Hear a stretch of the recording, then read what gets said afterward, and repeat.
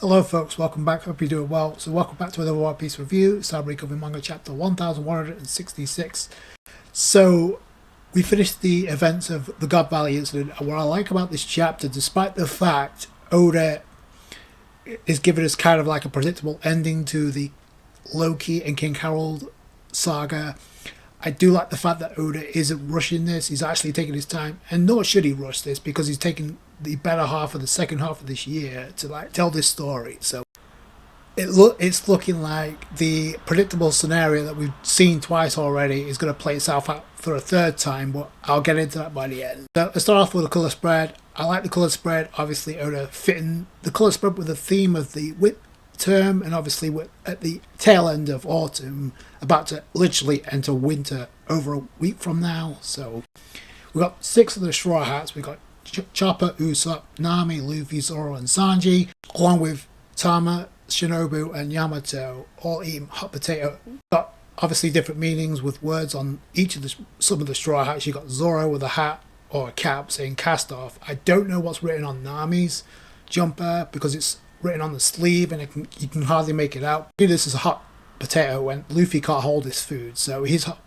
It kind of reminds me of what happened with Luffy before we entered flashback mode. So also, I like the tracksuit that Luffy's got on, the orange tracksuit. Don't know if that's going to become official merch down the line. I would totally buy that. Then you have Yamato with a sweater that reads Odin the Sorrow, which translates to Kuzuki Odin's famous catchphrase and is also his famous last words. Odin won't be Odin if it wasn't boiled.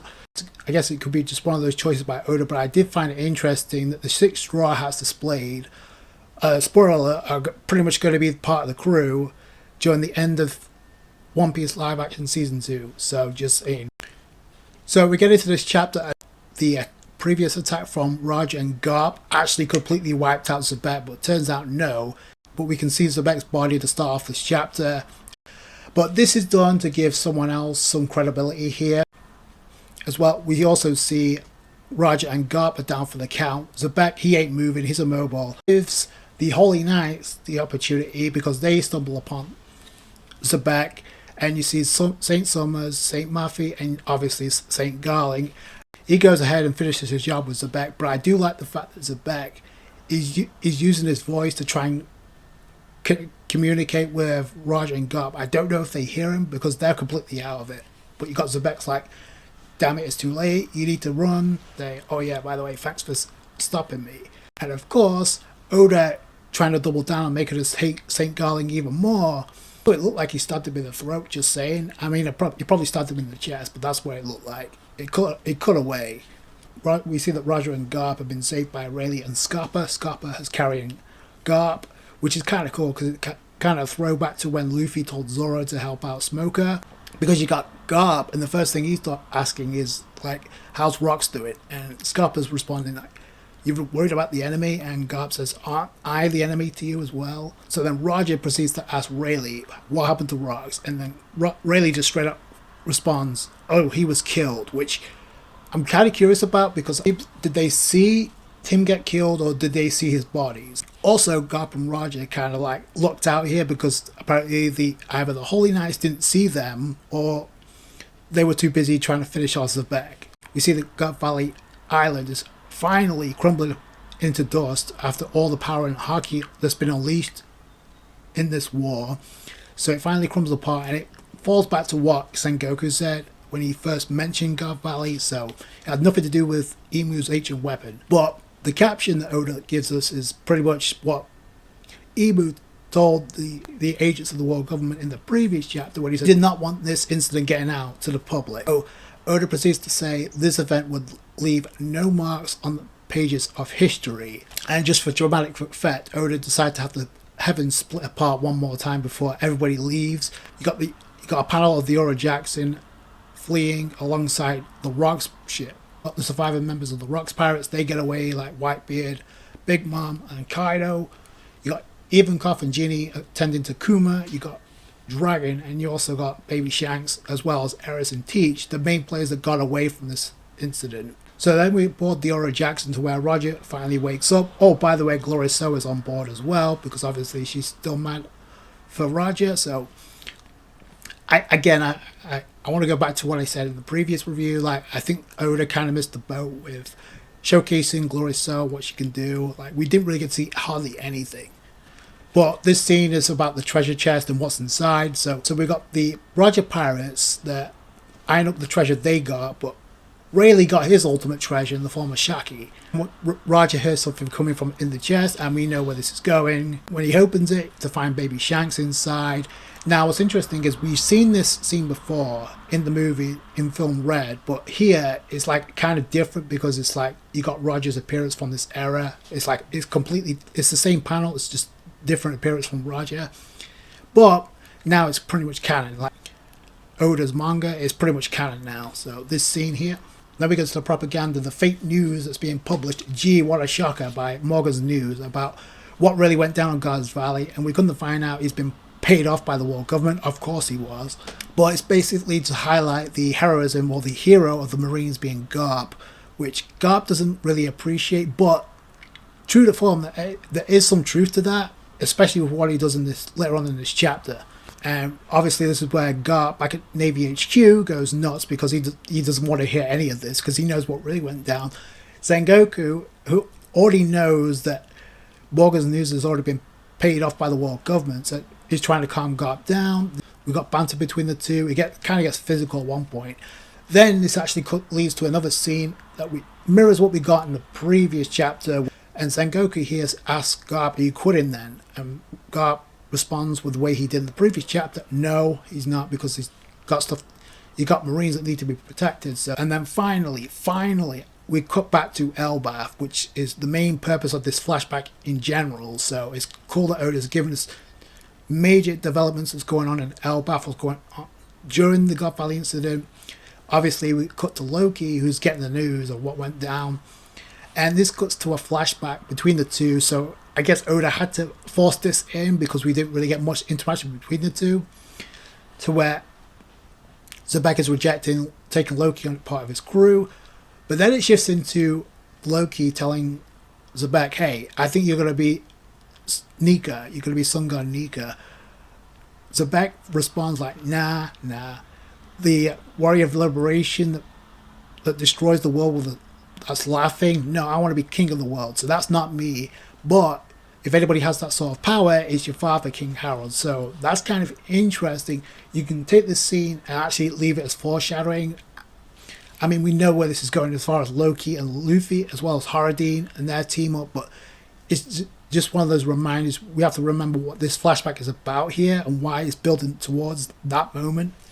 But then Zebek proceeds to say, speaking of foreshadowing and what may be potentially in the works here. So Zebek proceeds to go on and say, "Listen up, Loki." He's talking about Galileo, and no, it's not the shipwrights in War 7. He's talking about the ancient group of giants that got frozen, that we saw Jarl and King Harold talking about back in chapter 1154. And the only one who can put them back into play is your pops. So keep that in mind. I'm going to circle back to that by the end because it may tie into what may be a predictable outcome, but there could be a twist involved. So we go to somewhere else on a certain island where King Harold is like rampaging. Well, not rampaging. He's taking his frustrations out on giants that are pretty much causing trouble. This is done to kind of showcase that King Harold does have some regret for what happened involving Zebek.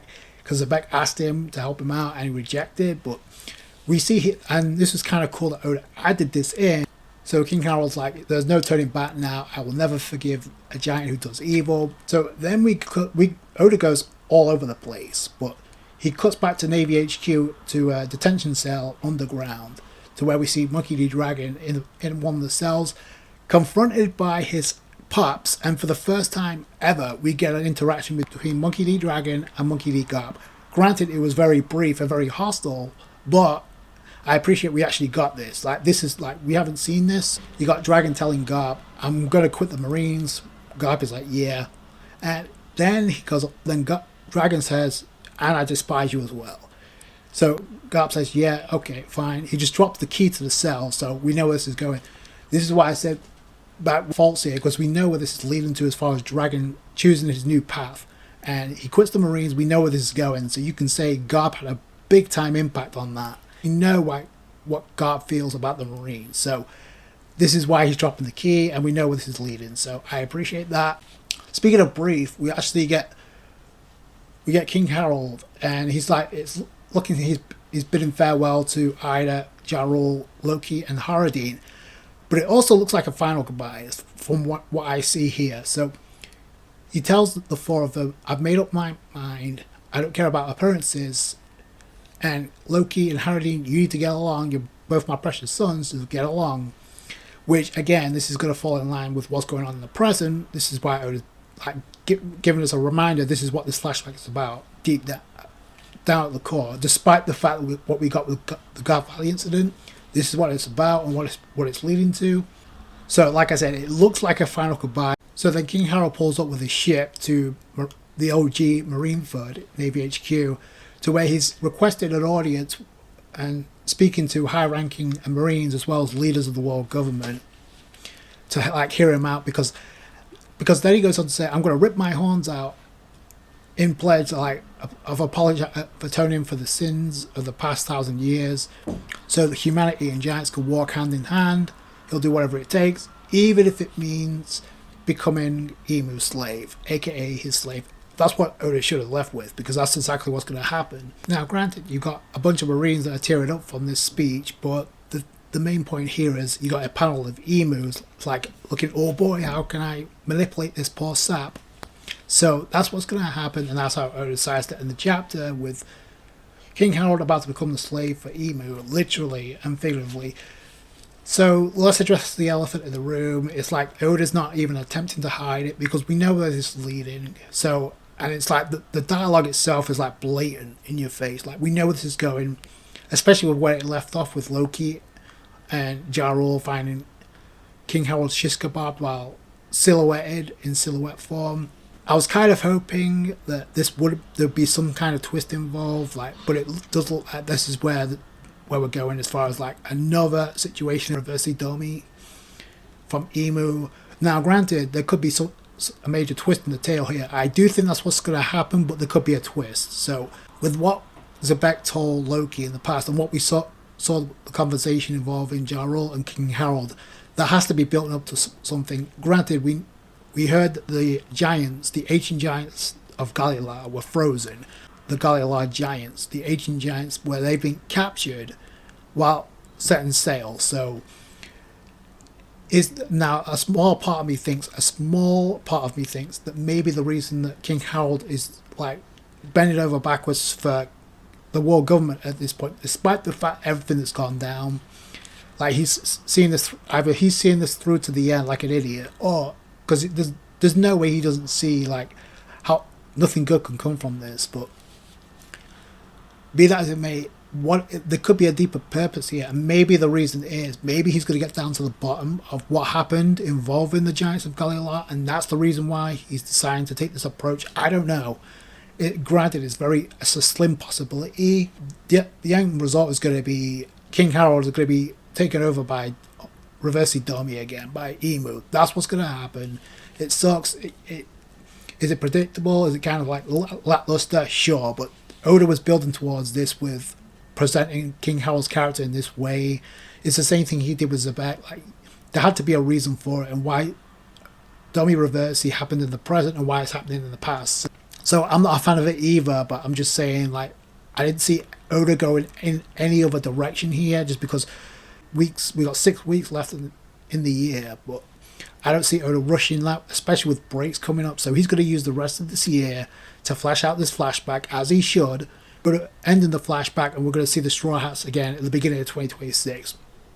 The thing I appreciate about this chapter, we're getting other elements to this, as well as like the predictable outcome of King Harold. Like I said, I appreciate the interaction, as brief as it was, with Dragon and Garp. That was kind of an underrated moment that people, I don't think, are going to overlook, but it's going to get overshadowed by everything else. I don't know what's going to happen. Like, I find it very interesting, like, throughout this entire chapter, despite how Oda has used time skips to get to the God Valley incident, we didn't see a single time skip, unless I'm mistaken. You guys saw something with magnifying glasses. I didn't see anything of a time jump or a time skip in this chapter, so we don't know how much time has passed 14 years ago is when King Harold was killed, quote unquote, by Loki. We're going to find that out real soon. I'm pretty sure we're going to get time jumps next chapter. So we don't know what happened to Eris. We may find out via a Teach flashback. We don't know what's going to happen involving Ida as well. What's going to happen to her? We don't even know if she's technically still alive or if she's somebody else named Mosa. We don't know. Like I said, very simple chapter. Like Oda decided to follow up with the aftermath of God Valiant Student without any time jumps. So I appreciate that. What do you guys think? That comments below.